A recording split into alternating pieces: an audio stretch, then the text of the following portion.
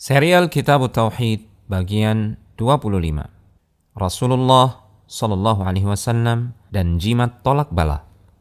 Di antara perkara yang bertentangan dengan tauhid adalah mencari perlindungan dari mara bahaya kepada selain Allah atau mencari bantuan kepada selainnya untuk mengangkat mudarat yang menimpa. Jika bentuk perlindungan dan bantuan tersebut hanya mampu diwujudkan oleh Allah semata, maka mencarinya kepada selain Allah bisa membatalkan tauhid seseorang. Allah Subhanahu wa taala berfirman, "Wala in sa'altahum man khalaqas samawati wal arda la yaqulunna Allah. Qul afara'aytum ma tad'un min dunillahi in aradani Allahu bidurrin hal hunna kashifatu durrih aw aradani birahmatin hal hunna mumsikatu rahmatih. Qul hasbiyallah alaihi yatawakkalul mutawakkilun." Dan sungguh jika kamu bertanya kepada mereka, siapakah yang menciptakan langit dan bumi? Niscaya mereka menjawab, Allah. Katakanlah, maka terangkanlah kepadaku tentang apa yang kamu seru selain Allah. Jika Allah hendak mendatangkan kemudaratan kepadaku, apakah berhala-berhalamu itu dapat menghilangkan kemudaratan itu? Atau jika Allah hendak memberi rahmat kepadaku, apakah mereka dapat menahan rahmatnya? Katakanlah, cukuplah Allah bagiku, kepadanya lah bertawakal orang-orang yang berserah diri. Dalam ayat yang mulia ini, Allah memerintahkan kepada nabinya untuk mengingkari keyakinan kaum musyrikin dalam bentuk pertanyaan. Apakah berhala-berhala yang mereka sembah bersamaan dengan mereka menyembah Allah itu mampu mendatangkan manfaat dan mudarat dengan sendirinya? Mau tidak mau, mereka akan mengakui bahwa berhala-berhala itu tidak mampu mendatangkan manfaat dan mudarat.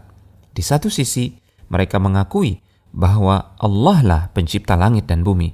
Jika demikian, kenapa mereka justru mempersembahkan ibadah mereka kepada berhala-berhala itu? Mirip dengan hal di atas, perilaku orang-orang yang menggunakan jimat untuk menolak bala. Rasulullah SAW pernah melihat seorang laki-laki menggunakan gelang jimat. Rasul lantas bertanya kepadanya, "Apa ini?" "Ini adalah jimat pelindung dari penyakit yang menimpa tangan," jawab laki-laki tersebut. Rasulullah SAW kemudian bersabda, "Inzi'aha fa innaha la taziduka illa wahnan fa innaka law mitta wahiya 'alaika ma aflahta abada." Lepas dan campakkan jimat ini. Jimat tersebut tidak memberikanmu apa-apa selain bertambahnya kelemahan. Jika engkau mati sementara jimat ini masih ada pada dirimu, engkau tidak akan beruntung selama-lamanya. Hadits riwayat Ahmad disahihkan oleh Al-Hakim dan disepakati oleh Adz-Dzahabi rahimahumullahu taala. Dalam kesempatan yang lain, Rasulullah SAW bersabda, "Siapa saja yang menggantungkan tamimah, yaitu sejenis jimat untuk menangkal penyakit ain, maka sungguh dia telah berbuat syirik." Hadits riwayat Ahmad disahihkan oleh Al-Albani dalam As-Sahihah. Demikianlah sikap Rasulullah SAW ketika melihat penyimpangan dipraktekkan. Beliau langsung menegur dan menegakkan nahi mungkar. Terlebih jika itu menyangkut hak Allah yang terbesar, yaitu tauhid. Beliau tidak tinggal diam ketika melihat praktek-praktek yang mengancam tauhid seseorang.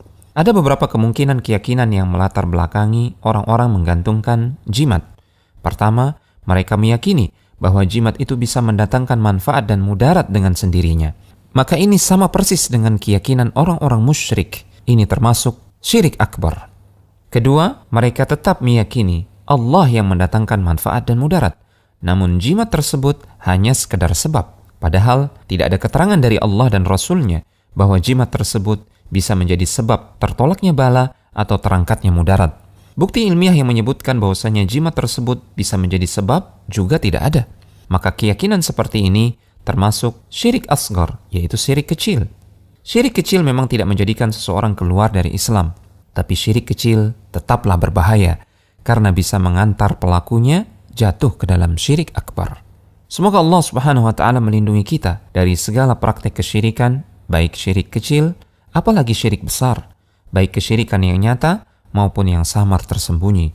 Karena hanya dengan tauhid yang tidak terkontaminasi oleh kesyirikan, kita akan meraih kebahagiaan di dunia dan di akhirat kelak. Telegram channel Kristal Iman.